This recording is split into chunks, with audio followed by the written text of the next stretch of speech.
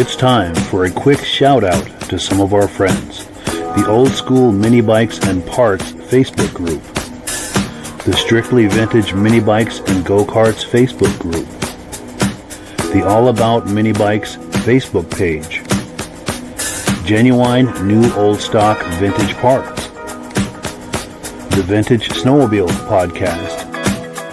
And the Muscle Car Show and Tell podcast. Ben Thomas is your independent AMSOIL dealer. Click the link in the description for your free AMSOIL catalog, or scan the QR code to earn the deepest discount by becoming a preferred customer. To advertise with Ben's Vintage Mini Bike podcast, the Vintage Snowmobile podcast, or the Muscle Car Show and Tell podcast, please reach out to Ben or Mike for more information. Details in the description of this video. Good evening, everyone. Welcome to the Vintage Mini Bike Lovers podcast. I'm really glad you could be here with us. I want to make sure that we're coming through loud and clear. So if you're watching and you can post a comment, let us know where you're watching from. We really do encourage participation throughout the show, so don't hesitate. If you like what you're seeing, let us know. Keep us posted on that.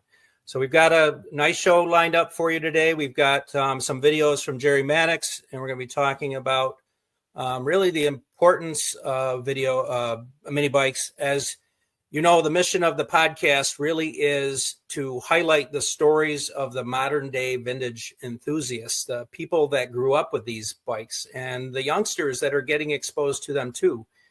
There's such a wide range of interests when it comes to mini bikes, and I know that if you're in your 50s, 60s, and 70s, you grew up on these mini bikes. And I think it's really important to highlight the stories. So we're going to really talk about that as the mission of the podcast. And of course, we're going to see some cool mini bikes along the way. So without further ado, let's watch the first video. It was 1972, and I had already begged my parents for years to get a mini bike. I would have been happy with a pull start mini from Sears. But much to my surprise, they got me a Honda Z50, and my life changed instantly. You see, most kids have to go off to college, the military, or turn 18 before they really enjoy true independence. Not me. The second this 10-year-old kid kick-started that Honda, I had already moved out.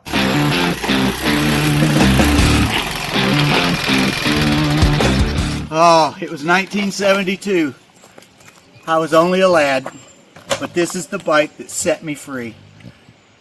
You guys have no idea how important the Honda Mini Trail 50, formerly known as the Z50, how much importance and how much of a role it played in America history. Not only just American history, every little boy on planet Earth wanted a Honda Mini Trail at one time or another. And this is the bike that built the entire nation as we know it of motorcycle racing today, if you're of that proper age bracket. I'm Jerry Mattox, and this is my first bike, and I'm going to give you a nice detailed tour of this bike, and we're going to discuss mini bikes. The 1972 Honda Z50 Mini Trail. What an awesome, amazing motorcycle for a kid to have back in those days. And you just have no idea how cool we thought this bike was. The thing had chrome fenders, a chrome pipe. In 1972, this particular bike come in candy gold or candy red, and it was all we could stand to have a bike like this. Headlight and tail light, you know what that meant? That meant we didn't come home until well after dark. This was our escape. This was our freedom. This was everything to me. This was my first motorcycle, and man, I got to tell you, you have no idea how important this bike was to just releasing me and being able to go down through the cul-de-sacs, the woods, neighborhood to neighborhood. This bike was freedom. But when we look at some of the details of this bike, 4-stroke motor, 3-speed gearbox. At the time, we felt that was really good suspension, a headlight and a tail light. It's all anybody ever need to be the coolest kid in town, and this is it. 1972 Honda Z50.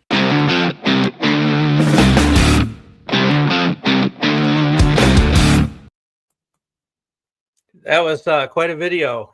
Jerry Mattox is a former American Motorcyclists Association professional motocross racer whose career spanned throughout the glory days of the 1980s. Jerry has never stopped racing, however, and is currently a 5-time AMA and AHRMA historic racing motorcycle expert national champion in the 125 class. Jerry's said his Z50 Honda Mini Trail 1972 is what started it all. And without further ado, I introduce to you Jerry Mattox. Jerry, thank you for being here with us tonight. It's my pleasure. Thank you for having on your show. You know, most of the time we're talking motocross and heavy business and stuff like that, but my true love is mini bikes. So this is going to be a fantastic time to integrate with your fan base and just let them get to know me, because mini bikes are everything. And I'd like to throw a quick plug out to my friend Joe Abadi at Vintage Motocross Q&A podcast. Joe does that every Wednesday night at 6 p.m. Eastern time, 6 p.m. Pacific time, 9 p.m. Eastern time. And Jerry, actually, you were introduced by Joe. I was telling Joe, I mean, Joe had a Muskin cat as a kid. And, you know, I was saying, hey, Joe, I mean, I think mini bikes really were the start of everything motocross, and everybody was involved in mini bikes at one point or another. I mean, maybe a few guys went right, to the big bikes, but I think this is where a lot of people cut their teeth. And, you know, I think this really fits right into the mission of my podcast. What did the mini bike mean to you, Jerry? I know you talked about a little bit in that video about freedom. Tell me about that. Well, it's pretty simple. You know, I guess you'd say by today's standards, I started late in life. I was 10 years old, and I had begged my mom and dad for a mini bike for what seemed like an eternity before they finally got me one. And, you know, every kid in the neighborhood had a dirt bike but me. And I just saw how much fun they were having. And I just, you know, nobody in my family ever rode motorcycles or mini bikes. I was kind of the first one to actually take it on. And so when I finally got my Honda Z50, it was freedom. And it was just like, you know, being able to jump on that dirt bike and take off through the woods and escape the family and, you know, feel like a grown up, if you will, and just go be somebody on that thing, you know. And of course, you know, yeah, it parlayed into a motocross career for me, but not everybody parlays into the racing world, and not everybody that gets a mini bike goes into the dirt bike world. I mean, every road racer, every car enthusiast, anybody that's probably any sense of a gearhead of any kind had a mini bike. It might have been a pull start from Sears. It might have been an Indian. It might have been some bike that a Rupp, or any of those bikes that were a little predate me. But come on, look at Honda sales. How many Z50s you think we've sold in a lifetime? You know, it's fair to say most of the world knows about a Honda 50, and that was, you know, that was the genesis for my what now has been a very long time motorcycle career and just enthusiast period. So, yeah, you know, the Honda bikes they're really captured the marketplace. I mean, obviously Honda really knew a little bit about marketing, right, and how to really catapult those sales. And when really Rupp went out of business and Speedway, it really was only a few manufacturers, you know, going into the 70s and late 70s. So then that's why I think really, why these are so important is to preserve this history and talk about them, you know. And if you look at any Facebook forum for Hondas, these mini bikes are just as hot now as they were when they were first introduced in the late 60s and 70s.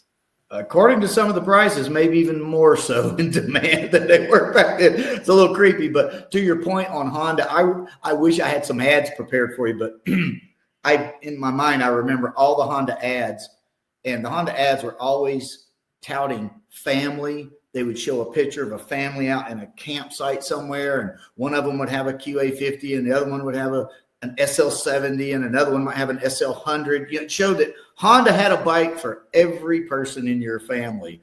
And, that's just their marketing genius to say that this is a family thing. And that's so true. Yeah. And so when I saw those ads, I didn't really care if my mom and dad got a mini bike, but I sure wanted one. Right. Yeah. Well, you were kind enough to send me a few more videos, so let's roll one more video, and we'll see a little bit more of your collection of Honda mini bikes.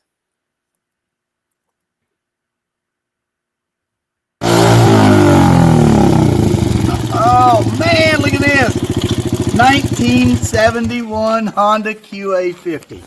This thing is bad to the bone. As a kid, I wanted this bike. I begged mom and dad to get me a Honda 50 in 1971, and this was the bike that I was asking for and would have been perfectly content with. But you know what? It took me another year of begging and pleading to get a bike, and my mom and dad did me a solid. They come home with the gold Honda Z50 you see back here in the background. So I actually scored better. But this bike served a huge purpose in the Honda mini bike world. This bike was designed, believe it or not, mostly for adults. Not necessarily children. This thing can still pull a big man around, and it's pretty tall considering. Only has a 2-speed gearbox, not a tremendous amount of power, but with the stock muffler on it instead of my highly modified straight pipe, you could ride this thing through the neighborhood and not bother a soul. You wouldn't hear it anywhere. A lot of campers, RV enthusiasts, they would put these on the bumper of their motorhomes and take them and ride them around campgrounds. So, this made for a super awesome bike for that purpose. Now, did the kids buy them and thrash them out? Heck yeah, they did. They had a great time thrashing these bikes out. But you know what? Still not a Z50, but it played a very important transition into the Honda mini bike world. Now, granted, the Z50 was around before the QA50, and it was around long after the QA50. This bike ran from somewhere around 1970 to 1974, might have been the last year on it. But even still, this mini bike would have made a kid super happy under the Christmas tree, or it made a great guy, an adult, happy to run around the campgrounds and maybe even the farm on one of these things. And they did. We rode the wheels off these things. I present to you 1970-71 Honda QA50.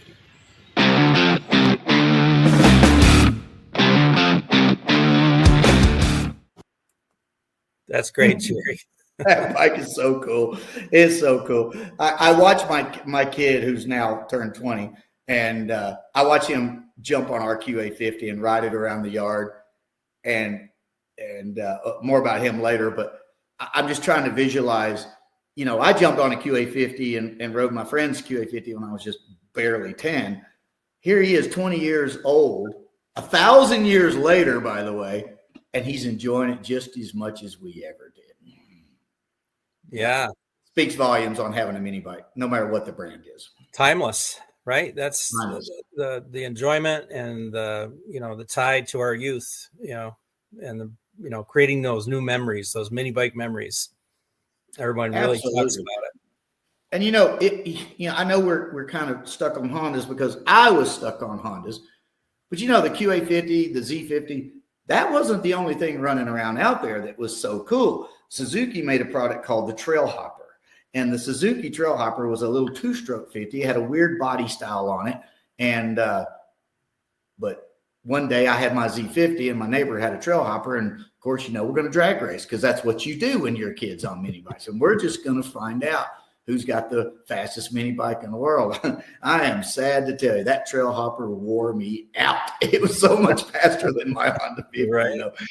And that's what spawned us trying to hop these things up, and the next thing we're taking headlights off, we're putting number plates on them. We're calling up companies like Power Roll and trying to find big bore kits for them. And a little side story, we found a way back in my day to put a CT70 top end on the Z50. So now it's become a Z70, and we had an answer for the Trail Hoppers. And Yamaha's GT60 and Kawasaki, I think it might have been called a KE90 or something like that. But all those little mini bikes, we were racing before any of us knew we were racing. That's just how we did it, and hopping up those mini bikes and hitting the trail systems around our place. How can you beat that? That's the greatest times ever to be alive. It wasn't high pressure motocross. It's just a bunch of punk kids trying to outdo the other punk kid. That's what mini bikes is all about. I think they said racing started as soon as the second mini bike was created. That's great. I'm going to quote you on that. Don't That's quote me. exactly I right. heard it somewhere if I've gotten it right. I would love to hear who actually said it first. But yeah, so Absolutely. that You know, QA QA, is that a straight pipe on that one? it is, and that's only because, for one simple reason, the straight pipe. There you go. That's a good picture of it.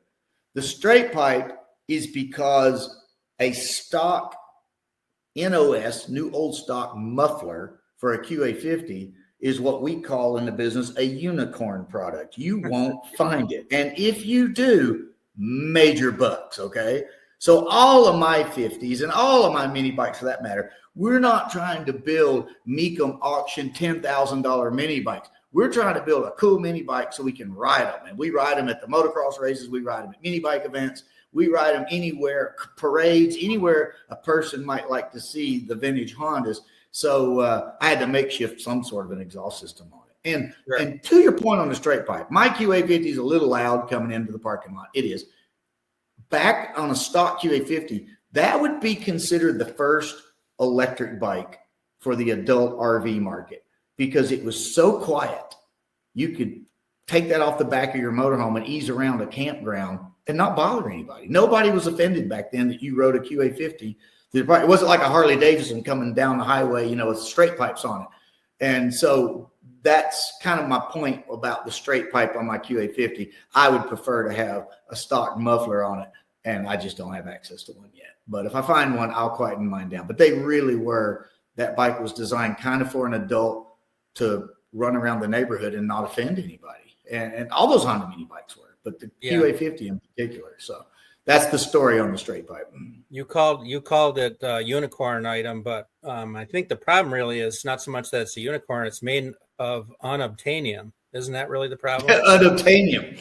It is an unobtainium unicorn product. It is, and and when you find one, even if it's a rusted out piece of junk on eBay, it'll be $1,000. So that's all right. My straight pipe will work. Yeah. I'm going to start looking around. Actually, since I got back into mini bikes myself a few years ago, everything catches my eye now. I don't seem to be able to shy away from anything. So I'm kind of keeping up on all these things. Absolutely. This is the time of our show where we're going to do some announcements, and we've got an AMSOIL promotion we're going to be doing. And as most people know, I am an independent AMSOIL dealer. And I am going to run a video next from Rob Hilditch. Rob is a distributor dealer above myself. Mike LaPierre, who is a producer of this show, is a dealer above me. And when you sign up either under Rob or Mike or myself, you know, you get all three of us helping you. But any referral fees comes from AMSOIL. It doesn't come from the customer. You know, we get profit sharing directly from AMSOIL. You get, as the customer, the cheapest price possible, and we win. So it's a win-win. Helps support this podcast. So without any further ado, let me run that promotion. Stand by. Okay, I've been an AMSOIL dealer for close to 50 years now. Mike and Ben are also AMSOIL dealers. AMSOIL was the first 100% synthetic oil to be AI approved back in 1972. That oil is still available, same ingredients that I make back in 72 as it is now. It still passes all the new qualifications and everything. An oil that's good for 25,000 miles in 1 year, gives you better gas mileage, longer fuel life, longer engine life, pours at 60 below zero. It's an all-season oil. Makes your engine run 20 to 50 degrees cooler. But for this broadcast, we're going to emphasize the benefits of the small engine oil. Now, people are asking, why do I need a small engine oil? The small engine oil is high in zinc. These older mini bikes, they have cams, lifters, rockers in it, and they need zinc. Zinc was a lubricant. All the new oils don't have zinc in them because of the old 2 sensors and stuff like that. So we have a small engine oil available for you. Some of you want a 10W40. If you have a clutch in the bike, you want a motorcycle oil that's clutch compatible. But just for the ones with a difficult clutch, the small engine works perfect. AMSOIL also has a great product for the ethanol problem. A lot of these bikes, the tank of gas might last you a month. So you want to add something to the fuel for the ethanol problem. Now, AMSOIL has a great program where you can sign up as a preferred customer under Mike or Ben, and you get to buy the products directly from AMSOIL, save 25%. You order a case of oil, you save $50 on a case of oil. Or if you just want one of the AMSOIL catalogs that tells you all about the AMSOIL products, and in the catalog, doesn't matter what product you're talking about, we have the prices right there, what the retail price is and what the preferred price is. We show you what the price is and how much you save. Anybody that orders $75, $100 worth gets free shipping. And there should be a link down below that you can click on with Ben's Zettel number and all that. And on that link, you can either get a free catalog or sign up as a preferred customer and buy directly from AMSOIL, have it shipped right to your house, and save 25%. And you don't have to buy a full case. You can buy 2 bottles of that, 1 bottle of this, mix or match, you do whatever you want. But it's a great way to buy the product, great way to save money, and get a big discount. And by you buying the product, it helps cover the cost of putting on this show. Thanks for that, Rob. I appreciate that. And if anyone has any questions, don't hesitate to reach out to me. I'd be happy to answer those questions. Ben, I'll jump in just for a second and comment on that. Not to drift off into my vintage motocross world, but I too use AMSOIL products exclusively in all of our race bikes. And these are Elsinores. And for those of you that are in the know, these 1974 CR125s and things like that, we have run the AMSOIL Dominator product for 3 years now with 0 failures. And we know how to mix that gas perfect. And 28-to-1 is our ratio on an Elsinore.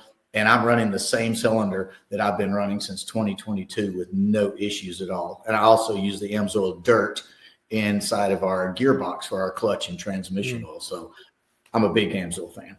Well, the thing of it is, the research behind it is that it has a better heat dissipating property than most conventional oils. And and also I think there's a misnomer, because you can run the AMSOIL at a higher mix ratio, doesn't mean you have to. And, if you want a quality oil, it doesn't mean you have to run it at that 50-to-1 or the 100-to-1 that's advertised that you can. So as you said, you run your Elsinore at 28-to-1. We run the Snowmobiles 32-to-1. A lot of guys are concerned, you're going to foul plugs. Well, honestly, the cost of a plug versus the cost of, a piston or rod is a lot different. So I've always been, it's cheap insurance to run a few extra ounces of oil. And, it's to each his own. The research is there, though. Oh, absolutely. We could do an entire show on how to properly lubricate your engine, and I won't delve into that. But there's a big difference between a 1974 air-cooled 2-stroke engine running 10,500 RPM than there is a modern-day 250cc KTM, whatever 2-stroke that's water-cooled. It's a different ballgame, and you have to know the difference. But let's move on to mini bikes. Excellent point. I'm going to run the next video because this next one's got a really cool bike in it, if I'm not mistaken. And actually, all your videos had really cool bikes, if I'm being honest. Oh, look. 1974. Now, before you purists get mad at me and start throwing negative comments at me, this is a 1974 MR50 custom painted to look like the Holy Grail, which would have been a 1974 CR125. This is my version of an MR50. It's not intended to be accurate in any way, except for the fact it is indeed a 1974 MR50. Other than the paint job, pretty much unmolested. Stock exhaust system, some custom paint and some custom styling, but that is what Honda gave us, is get this, our first 2-stroke Honda mini bike. What made this bike so incredibly special was it had more power than the Z50 and the QA50. It had motocross styling. So, when you rode this as a kid, you really thought you might be Marty Smith someday. You really thought you was going to be a pro motocrosser when you rode this guy right here. So, but what made it super special?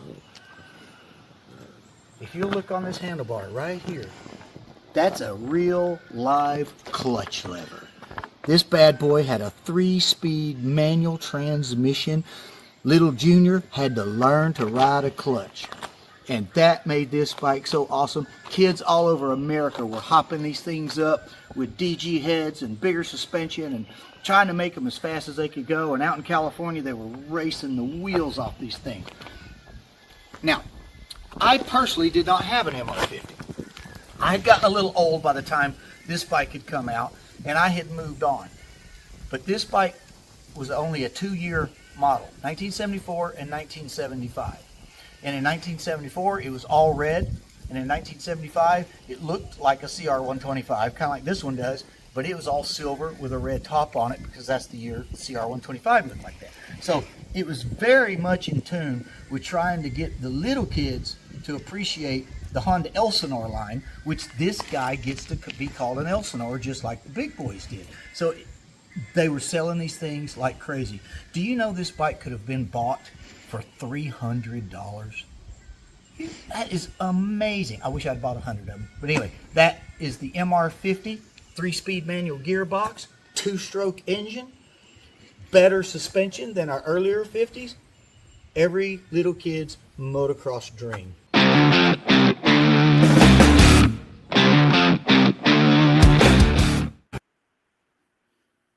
That is Yes. definitely cool the way you got it set up too. Nice segue into the Elsinore 50, and that was coincidental, by the way. But that bike is my pit bike at the races, and it's painted to look exactly like my 74 race bike does.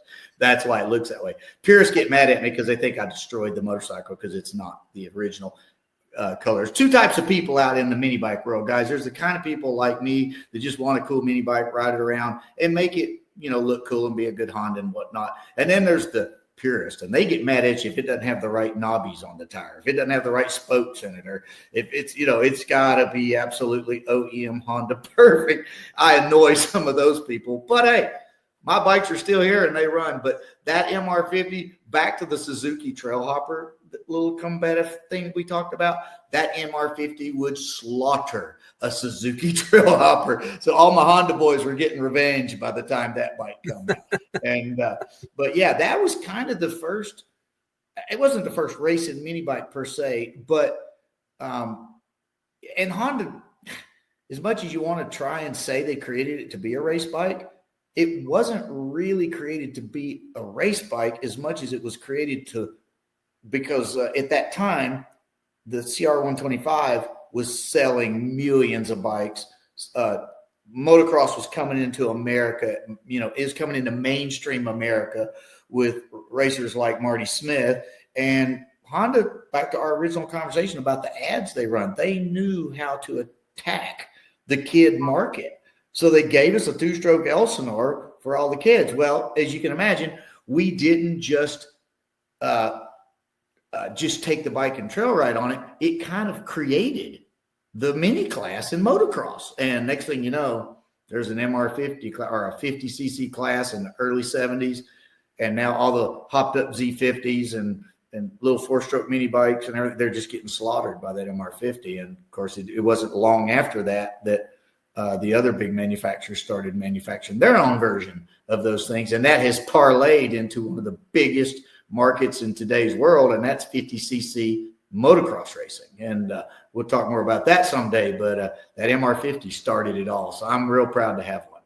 That's a really nice looking bike the way you got it set up. I really, back to the purist thing. Yes, there are people that prefer it that way, but you know what? There's room in the hobby for all walks of life and all levels of enjoyment. And, I often really think about this. I do enjoy restoring things, but at the same time, I really enjoy using them. And anytime I've had something that was really restored to a higher level, I go back to cars and trucks or tractors.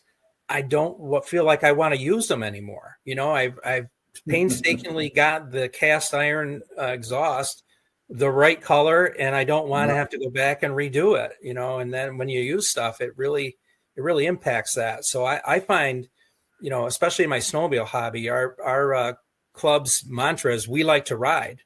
And honestly, that's my mantra with mini bikes too. I want to just ride them. And And for those keeping score of my projects, don't you worry. One of these days, all 12 of them are going to be done at the same time. I promise. Well, back to your unobtainium cliche, I was told about the topic you just discussed is our bikes are ridden, not hidden. That's what goes on out there. So that's what I tell people. My bikes are ridden, not hidden. And, I like that. I like yeah, that. So I'll trade you that one for yours. And all right. But you know, in my world of racing CR125s right now, and I'm always on the lookout for a CR125 that I can save. And my definition of saving one is the same as a mini bike. I don't save it to look at it. I save it to bring back that memory for some child, or in my case, a CR125, an adult. We build them to ride them and get them back out there. And one of the silly things that I might have said, it's kind of like, rescuing an animal. You don't rescue an animal from one cage and lock it up in another cage. You rescue that animal and set it free and let it be a dog or a cat or a horse or whatever it might be that you're saving. I, in a silly way, think of Elsinores as living, breathing entities, and I save them, put them back together, and then hand them to somebody and say, now take that to the motocross track and race it. So our mini bikes are exactly the same way. I love to fix up a mini bike and watch some little 9-10-year-old kid's eyes light up that just has never experienced that. And, it's where it all began. And if you can get inside of a young man's or young girl's head with a mini bike, you can really sculpt their life from that day forward. And I hope someday that we get to do another show and discuss just that topic. But the mini preview would be that I'm of the belief, many of you will share my opinion, that, you get a kid a good mini bike in the day and teach him how to ride, he's going to grow up a different kid than he would have had he not had that. And particularly in today's world where, everything from Xboxes and electronics and video games and cell phones have kind of taken over the occupation of our kids' brains. With my kid, I was real quick to say, no, we're gonna race mini bikes and do stuff like that, and it has molded him into an entire different person, thank goodness. And so I am a huge proponent for buying your kid a mini bike. I'm not was it Ralph Nader or whoever it was back in the day that no, mini bikes kill you and stuff like that. Now I'm a total believer that get your kid a mini bike, teach them how to ride responsibly, and let them grow from that. And if they're as fortunate as I have been, they'll still be riding or racing or just enjoying motorcycles of some interest, well into their adult years. And in my case, even beyond. So it really teaches kids a great skill set, responsibility, also just how things work. You have to fix them. Chain falls out. Right. You have to figure it out. Right. And I go back to my earliest days when I jumped on the Honda 50 and took off riding and went down, left the neighborhood, went into the woods. I finally found myself alone, and it was scary. Although it was thrilling, it was up to me to ride that mini bike. Nobody was sitting on the back with me telling me how to do it. I wasn't on a team where somebody could replace me real quick if I needed to be. Just me and that mini bike. And I had to figure out that little 3-speed gearbox. I had to know that first gear climbed hills and third gear went fast and second gear was somewhere in the middle. You do that. And then, of course, when the chain comes off or you have a flat tire, my father wasn't there to fix that. And I'm not saying he wasn't there. I'm just saying he wasn't there to fix that. He was in a different environment. And he said, son, if you want that mini bike, you've got to know how to fix it. So guess what? At 9-10 years old, you're learning how to run tools. You're learning how to be productive in a world that will soon pay dividends emotionally and maybe even financially from learning how to work on your own bike, learning how to ride your own bike. And again, I parlay that into my current vintage motocross championships is that I'm sort of my own mechanic, and I have to know things and I have to be able to fix things. And even though in the world that we're racing in, I do have a team mechanic who does a great job for us, but I kind of know how to do it too. It's not like I'm a modern kid today is like, Daddy, fix this, or they hand the bike over to some dealership or somewhere to get it fixed at exorbitant rates, So buy your kid a mini bike, teach them how to work on it. The value to their independence is immeasurable. And I really think that is key. The emotional balance that's created, the ability to problem solve, and that independence is all part of that. And so we've gotten in a world where people are afraid to give their kids independence. Something's going to happen to them, and we've got to get back to that basic mindset that kids can do. They can do it with guidance. Exactly. Yeah, exactly. And I'll say this, and I'm trying to be funny, but that's called a helicopter parent, by the way. And that helicopter parent, by definition, is one that just helicopters over their kid to a point it stifles their creativity or growth. Okay. So in my world, I call myself the king of helicopter parents.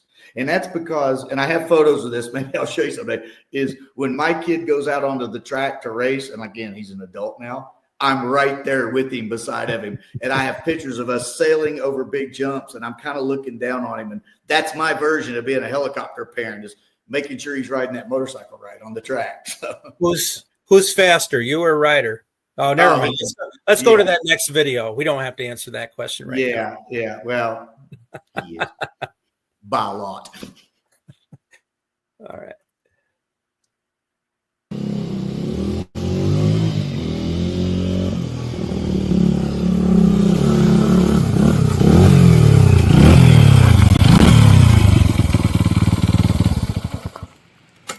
Ladies and gentlemen, I present to you the holy grail of Honda mini bikes. If you were one of the fortunate ones to have a 1973 Honda XR75, consider yourself a blessed child, my friend. Honda released this bike as technically their first motocross bike. It joined the likes of the 1973 Honda CR250M Elsinore, but this guy actually beat it to the market just a little bit. 4-stroke engine, 4-speed gearbox, good suspension, good brakes. This bike put motocross for kids on the map. This thing did to the mini bike class exactly what later in life the CR125 did to the bigger class. You would go to any motocross racing in California or anywhere in America, maybe even Europe for that matter, and look at the starting line of what would be the mini bike class, and there would be 40 of these 1973 XR75s on the gate side by side. Wow, what a dream motorcycle. I could explain to you all the technical information about it, but I'd have to give you a little prehistory on Honda's SL70, which was the precursor to maybe this. But Honda said, no, we're not going to copy the SL70. We're going to come out with a brand new motorcycle. And this is what they gave us. Man, I remember the day it hit the streets. Unfortunately for me, my personal life, I was still riding my gold Z50 around in 1973. And it would be 1974 before I personally would obtain one of these beautiful motorcycles. Again, the holy grail of mini bikes in 1973. Now, was it the best motocross bike for years to come? No. But this started the revolution, or the evolution, I should say, of mini bike racing. And this is what channeled to today's world.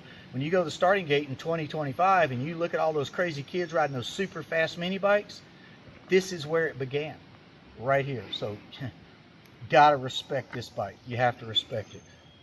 Folks, that brings our show to an end. What we're going to do is I'm going to make you a promise. I'm going to come back in the very near future, and we're going to do a much longer, much more in-depth with more mini bikes. This is just the beginning of my collection. I have a lot more, and I have friends that have even better. I'd like to talk about the Suzuki products, the Yamaha products, the Kawasaki products. I'd like to talk about the pull start products. Back when I was little, I'd look at the Sears catalog and dream of one of those mini bikes that had a pull start on it. There was a company named Rupp that made mini bikes. Indian made mini bikes. It's not just about Honda. Honda just capitalized on it in many ways, but the mini bike marketplace was absolutely huge in its very humble beginnings.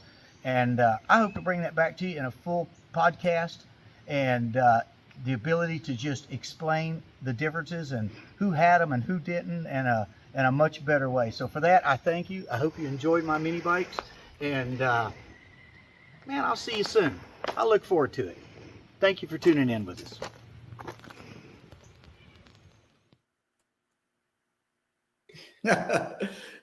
I think it should be told that we didn't really expect me to be on live tonight, so we don't have to stop here like that video kind of implied. We can go on and talk about things. And no, you were expecting to be in Alabama today racing.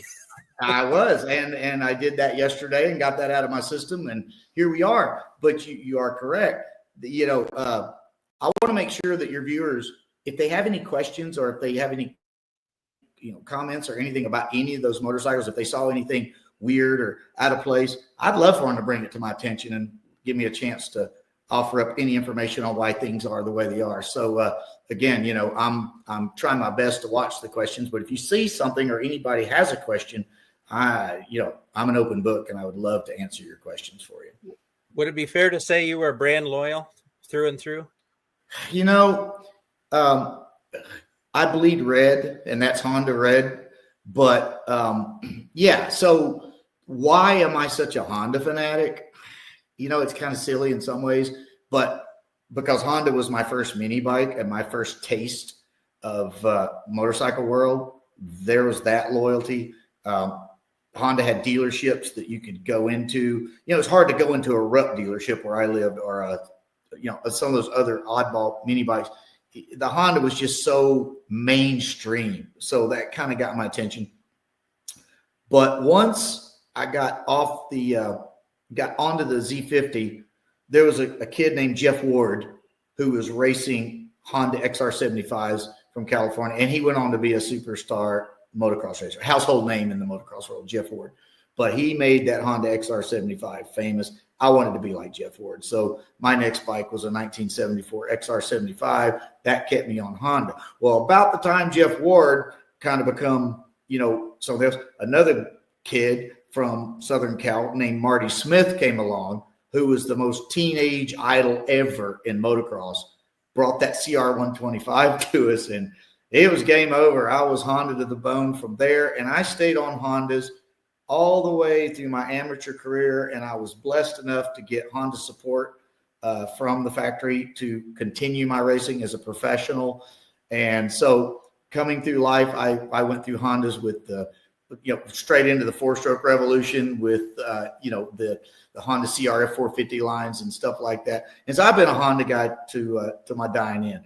But I did shift to KTM because I'm more loyal to a two-stroke than I am a brand.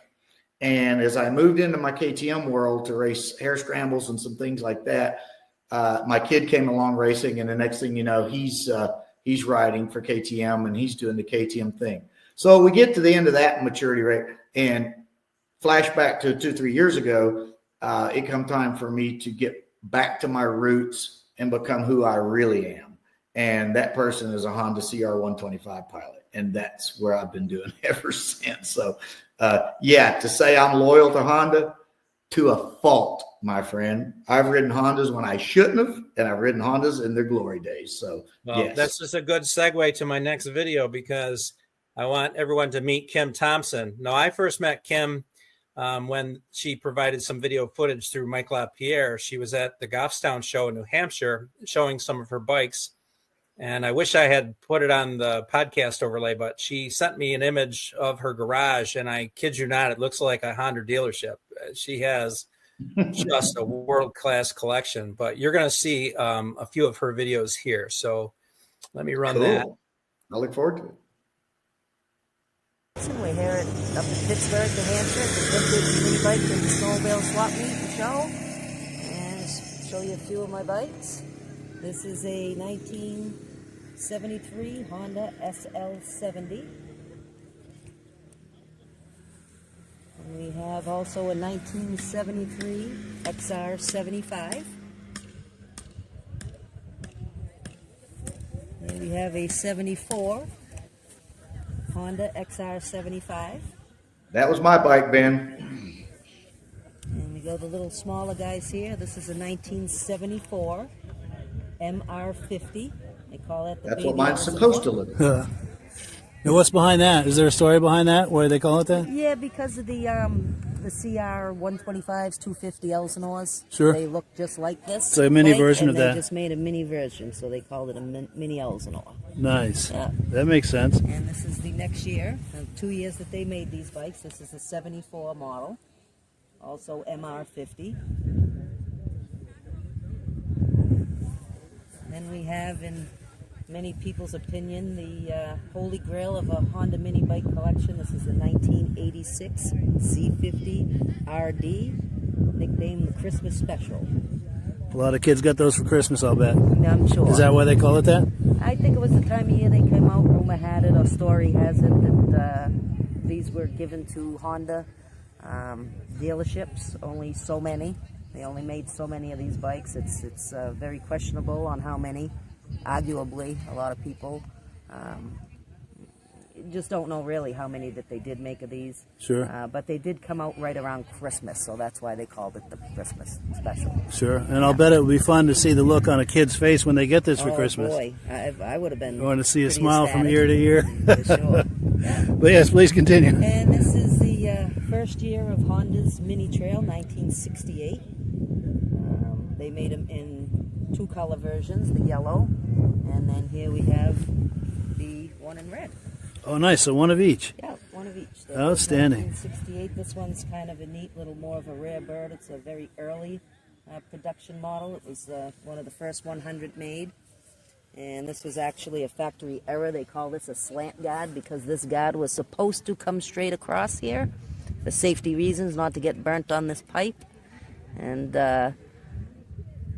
a bunch of them came out of the factory and they just offset the hole a little bit on this side, and most of them got recalled. And if you didn't take it back to have it fixed, there's very few in existence that still have that slant. Oh, so it's rare to see. Guard. Yep. And this other one has it correct? And that one has it correct. That's straight Gotcha. across. So give you some protection from that muffler. Yeah. Now, did you ride these as a kid? Do you have memories of bikes? Oh, definitely. Yeah, that's what got me into collecting. That's why you're doing this today? Yep, yep. So what was your first mini bike? My first mini bike was the 74 MR. The Elsinore. That little 50. Yeah, Wow. that was my first. The very bike, or is that? No, not this very. There was one bike, like but this. One like this. Yeah. Wow, Yeah, that's what it all started for yeah, you. that's where I started. Probably about 10 years ago. Really getting serious about Collecting. collecting. Yeah. Yeah, it's been a lot of fun. Great retirement hobby. Yeah. Met a lot of great people doing it. So yeah, it's been a good time. Wonderful. Yeah. Well, I appreciate it. All right. Thank you very much. Nice Yes, to meet it was very nice to meet you. you. All right. So a little I like correction. her. Yeah, she's a great person. That was the Pittsburgh, New Hampshire show, not the Goffstown. I made a mistake there. I see. But Kim has an awesome collection, and I hope to have her on the podcast and do a little more show and tell with some of her bikes. I see that. Yeah. So her bikes are absolutely beautiful, and they are very correct. You know, she's going to cater to the purist, and I wouldn't be allowed to be around those bikes because I'd have them all scratched up. You know, and yeah, you could line my bikes up right beside her bikes, and though they're the same, yeah, mine are kind of rough. But so am I. So, but what a beautiful set of motorcycles she had. And I know all those bikes. I was really glad to see her MR50s. So you could see, for those of you that may not know, what period correct MR50s really do look like. I was trying to explain in my video the red one versus the silver one. Right. And she did a nice job explaining that. But that 1974 XR75 she had brought tears to my eyes. That was my version of the bike. And I would love to have one of those someday. Yeah, Probably going to go across the auction block one of these days. Just keep watching. yeah. Would you prefer to buy one restored or do the work yourself? It depends. On the smaller of the mini bikes, like the Honda Z50s and the QA50s and even the MR50s, it's pretty, I won't say it's easy, but you can restore one with less effort than, say, a CR125 or a modern, or not a modern, but an Elsinore of some sort. Parts can be a little difficult to find for those bikes. And so a shameless plug, I hope you don't mind, but this t-shirt I just noticed I happened to have on, that was coincidental in many ways, is my main part supplier for those Honda 50s and my Elsinores and even my race bikes, and that's re-mx.com. A gentleman named Dan Gray owns that company, and he's as much of an enthusiast about mini bikes as you and I are, and he would be a great person to have on our show someday and let him tell you some of because he knows all the nuances and stuff about each of these bikes. But anyway, Dan and I are always talking about, how easy it can be to restore some bikes versus other bikes. And the QA50s are not as difficult as you think to get back running again. I have one on the bench right now that I'm trying to bring back to life again. And whereas those last two Z50s she showed, those are special motorcycles. Those should not be allowed to be ridden by anybody. Those are very special bikes. The Chrome Z50, by the way, it really didn't outnumber any other 50 under the Christmas tree as they were discussing per se. But that bike's very rare and very special. And it's only special in the fact that it's rare, and Honda made that for, I think it was only 1 year bike. It was a very special edition of the Honda Z50, and the fact that she has one that nice, that's a very special bike too. But back to your point, would I rather restore or find a freshie, so to speak? Oh, I'll take a freshie all day long if I can find it from somebody that understands or doesn't understand what they have. But you're not going to find a primo Honda Z50 or a QA50 or an SL70 or any of those two XR75s you've seen without paying a premium if it's a nice, solid, well-kept motorcycle. If I could segue into something, I was at the AMA Vintage Days, which is the largest vintage swap meet in the country. And there you can take your mini bikes and ride them around. And there's, I think this past year, there's 72,000 people at this show. And we go there to race the AMA National Championships. And I took my SL70. And the reason why you didn't see a clip on my SL70, which was one of the earlier ones, 1971, yellow SL70, was because it's gone. And the reason why it's gone was because I was riding around the pits at the AMA Vintage Days, and a guy approaches me and says, "Hey, Jerry, are you attached to that SL70?" And I said, "Well, I've had it for about 35 years, but no." He says, "Would you sell it to me?" I said, "It's really not for sale, but everything has a price, right?" And I said, "But I am not going to give you a deal on this bike. This is my SL70. I've had it for 1,000 years, and I'm not going to give you a deal." And he goes, "Well, what's your number?" He says, I said, "I don't have a number. You get my attention, we'll talk." So he tells me, he says, $2,500. I said, "Man, you're not even close." I said, "But I'll tell you this. When I left my house and I was loading my SL70 into the trailer, I had a number in my mind, because anytime I take the bike out, I always have a number in my mind. And when I come back and I said, "Yeah, you're not even close." And he says, "Well, would you take X number of dollars?" I think it's $5,000 for it. I said, "Now you're talking to me." I said, but you have to buy it now, because if you give me 15 minutes, I will change my mind. I promise you." The guy reaches in his pocket and he has just a stack of $100 bills. And that's how they are at Vintage Days, by the way, at the AMA Vintage Days at Mid-Ohio, near Columbus, Ohio, at late July. This guy says, "No, I'm going to buy it from you right now." And I said, "Okay, I tell you what I'm going to do. I'm going to tell you my real number." And my real number was $4,500. And I'm not going to take advantage of you or take an extra $500 because you said so. Guy whips me out $4,500, hands it to me.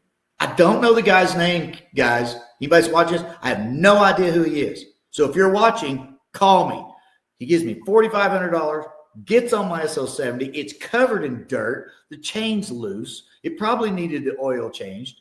And he says, "No, I want that bike because that was my first bike. It was a 1971 yellow SL70. And he says, "I've been going around here watching all these guys' bikes." And he says, "I've seen them." And this is kind of going back to what you said about fully restored or a little rough. He goes, "I've gone around, I've seen all the fully restored ones, and you don't know if they're good bikes or not. He says, I've been watching you for 2 days ride this bike. I didn't realize he'd been stalking me, Ben, and he'd been running around for 2 days. He says, I've been watching you run around on that SL70, and I told my partner, if he hasn't blown that SL70 up in the second day, I'm going to go buy it from him. He hands me the cash. I put it in my pocket, and before I can shake his hand and say thank you, he's gone. I don't know his name. He never got the title. I never wrote him an invoice or a bill of sale. He took my bike and he left. And, the only happy ending is I had a bunch of cash in my pocket for a while. But that's how some of these swap meets are at these mini bike shows. And if she took any of her bikes to AMA Vintage Days, she would get premium pricing for those bikes. I mean, if she was wanting to sell them, she doesn't strike me as somebody that's really trying to sell it. But Bring a Trailer, Mecum Auction, and other outlets like that for selling bikes. You said the magic words, though. That was my first bike. Oh, 100%. And that's who you're looking for, And I read that all day long on the posts about old bikes or whatever.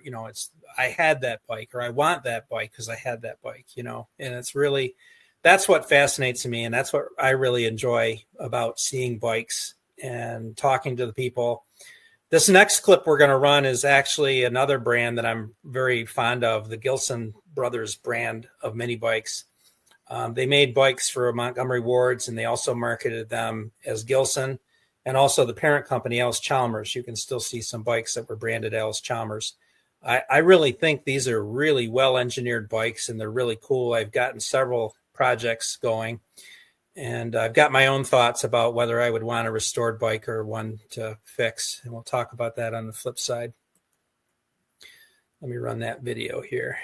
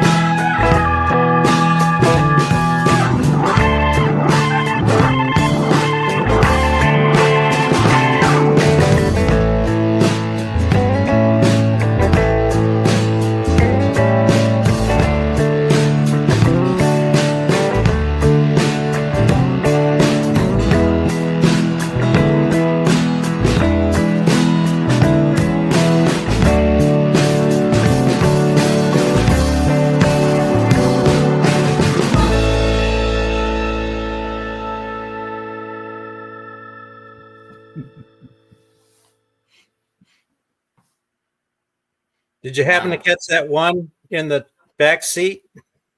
And my first thoughts was that's a fairly luxury automobile to have that mini bike crammed in the back. I was looking at the interior for tears and rips, you know. If that had been shoved in the back of an old Ford Bronco somewhere, I wouldn't have worried about it. But yeah, that was really a friend, Greg Castillo, he said that one of his buddies picked it up, or I think is what he told me, and he had a car transporter, and so they had to find a place for it. So went in the back seat. Hey, good place as any for a mini bike, you know. And yeah, I had two thoughts on that film. Was first of all, you know, if you'd have run that film in 1968, kids' heads would explode to watch that video. And you run it in 2025 among that same age bracket of kids, they'd be like, what are those things? You know, yeah, they look like mini bikes, but are they? And, you know, so my point is mini bikes today versus mini bikes then is an entirely different program. It's a different mindset. It's different in so many ways. And, you know, I think back to the pull start mini bikes, which every one of those qualified for, and some were nicer than others. My idea of a pull start mini bike, again, came out of a Sears catalog. The only thing I can tell you is it had probably a little Briggs and Stratton motor on it. And when you pushed the rear brake, it had a pedal or something that pushed against the tire. If you remember, what was that technically called? Yeah. Scrub brake. A scrub brake. Thank you. As a scrub brake, you know, and, you know, and I remember riding those as a kid, but I never had one. But in today's world, it's actually a thing.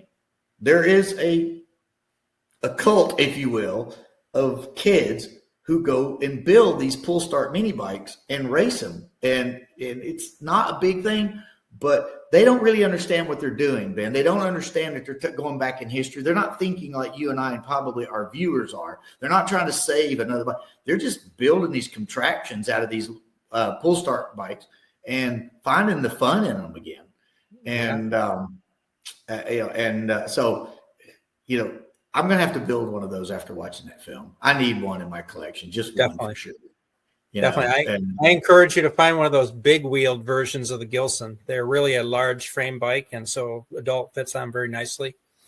Yeah, and I don't know if what I'm about to say to you is the same thing. I was in it was either a Lowe's or some type of home building supply store, maybe a tractor supply store, and they sold these modern versions of these pull start mini bikes that were, you know, they weren't built for a kid. They were built for a grown man to run around a job site on, apparently. Yeah. And those things are showing up all over the place now with these big fat tires on them. And, you know, I see kids popping wheelies on them and thrashing them out just like we were thrashing out QA50s, you know, we were trying to ruin them. The truth is that we need to incorporate our youth. And, you know, the youth today, they go down to Harbor Freight, they buy that Predator engine, you know, they want to just throw it on something and go. You know, they're not interested in that it's not the correct engine, or, you know, you don't have the correct brand tires on that thing. They want to ride. And I think that's really, we're missing an opportunity to bring our youth into the fold by being so exclusive. And, you know, there's a place for that. But at the same time, you know, what I really think we need to do is to really meld, you know, the time, you know, period that we grew up and give that experience to the youth today. You know, it may look different, you know, it may not have a Tecumseh, it may not have a Briggs, but at the same time, I think we can do a lot to really bring the youth along and give them some benefit of our experiences and our memories. I 100% agree. You know, I think one of the things that pulls on my heartstrings the most is, in a sad way, if you will, is that the modern kid, you take and they're starting so early now. There's, you know, with the invention of the Strider bicycles, pedalless bicycles that have little electric assist motors on them and stuff, you can start your kid riding a two-wheeler at 2 years old now. That's a little creepy.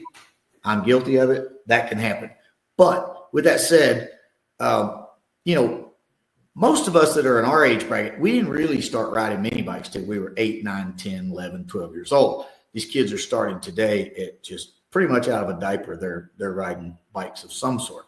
And it's lost a little bit of its, it's lost a lot of its, some of the things we were talking about earlier about just building those building blocks of kids working on their bikes, learning about mini bikes, the independence.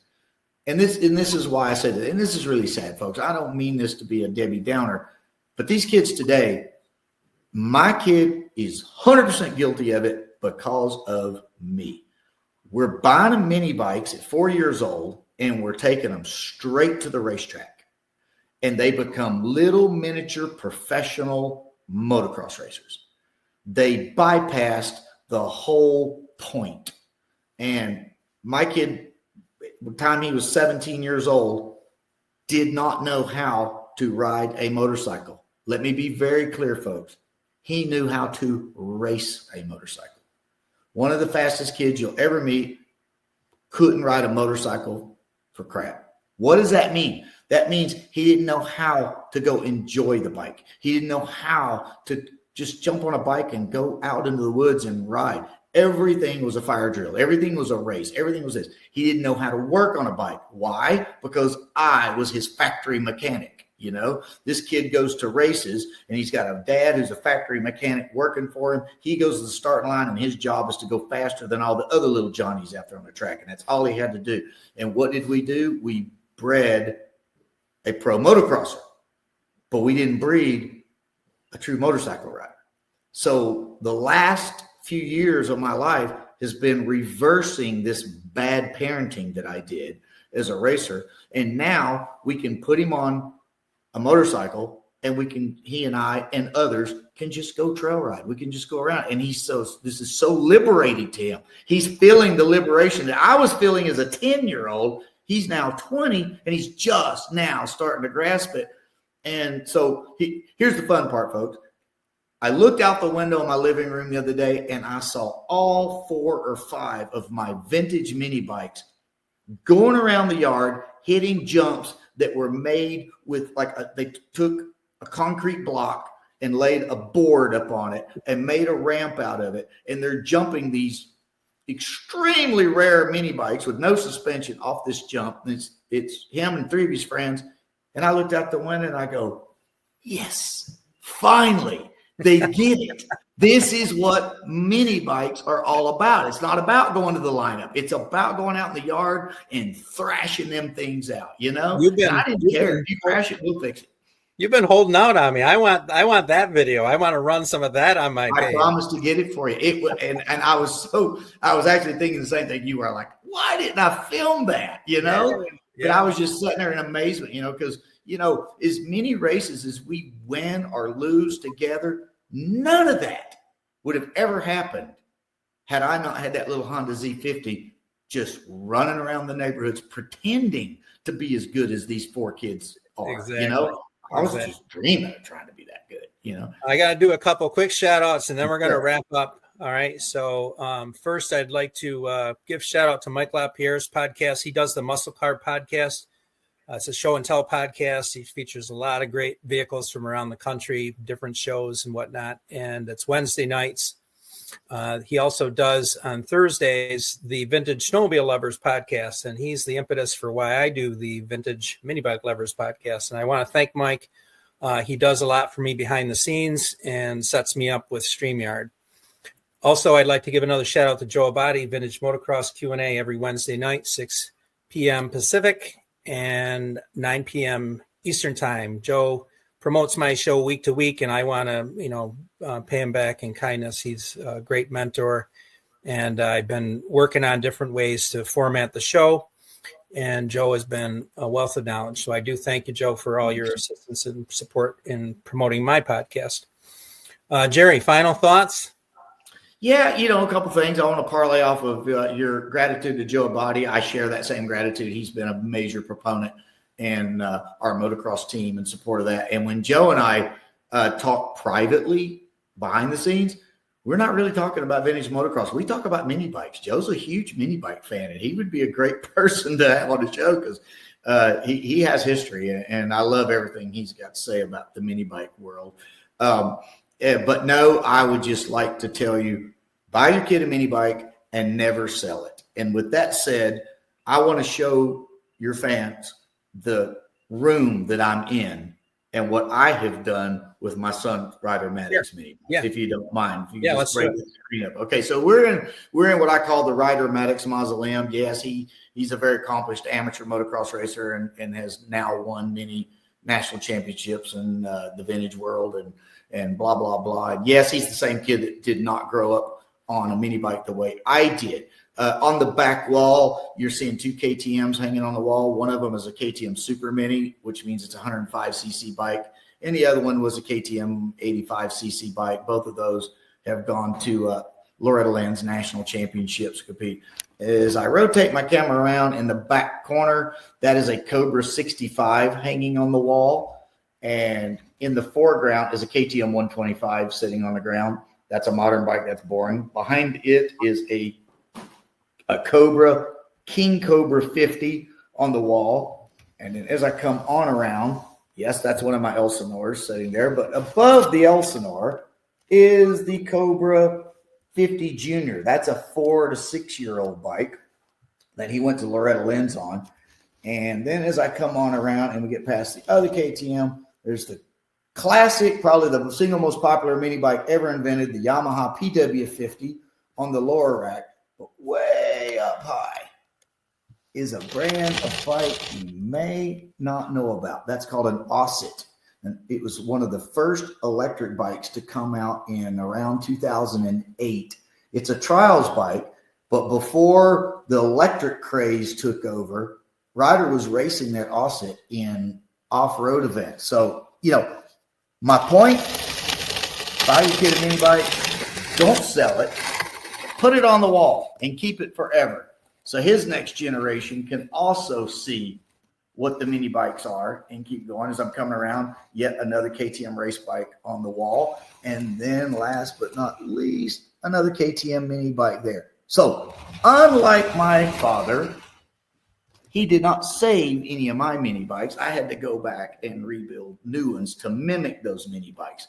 The gold Z50 that you're seeing was my first mini bike, but the gold Z50 I have today is not my first mini bike. But I think it's fair to say that all the mini bikes you saw me ride today were obtained 40 years ago. I did not buy these in modern times, Ben, and restore them. I bought them back in the 80s when I was really serious about trying to recoup some of the mini bikes I had and some classic bikes. Every one of my mini bikes, I probably paid a few $100 for. It was before the internet. It was before this whole thing broke out about vintage mini bikes having any value at all. And so I only wish I'd bought more at the time. But, so a lot of people don't know it. I'm a huge mini bike fan. And thank you for having me on your show. It's been a great pleasure. And like I said, I'm building a new QA50 for you soon, and I'll get that video for you for the kids riding. And then I'd like to segue into what modern mini bikes look like in the current present time that we live in.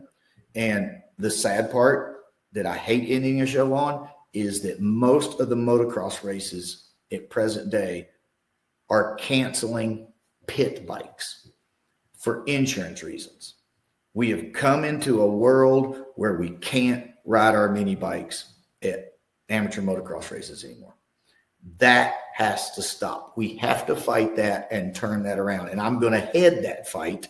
And, so it's just something that we should know is that the whole mini bike market and the whole reason why there is a sport of motorcycle racing, whether it be motocross and or road racing, it started with these mini bikes. And it's still starting at the mini bike level. Though I started in 1972 on a mini bike, these kids that are starting in 2020 on a mini bike are not going to get the same fair shake that we did if we as parents don't step in and fight for our rights to have our kid have a mini bike. And you know what, folks? Not every kid has to race motorcycles. Not every kid has to take mini bikes to the stardom level. Just have a mini bike and enjoy the dumb thing on a farm, out in your neighborhood, ride it wherever you can, whatever it takes. Don't try and turn every little Johnny into a pro motocrosser. Turn him into a mini bike rider first, and everything else will come natural.